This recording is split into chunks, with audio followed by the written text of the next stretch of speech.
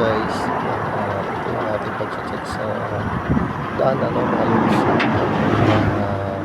Check natin yung ating locking belts. Kung okay ba, walang tanggal sa ibaba o sa taas na kung hindi siya luwag, kung hindi natanggal lang. Yan, sinisilip natin yan mga lods.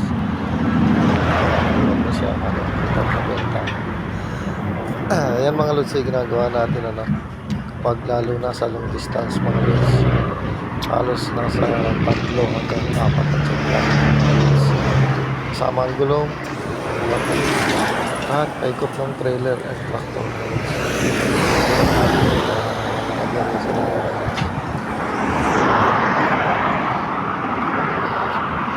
Sinecheck natin pati gulong, kinakatak natin mga gulong trailer.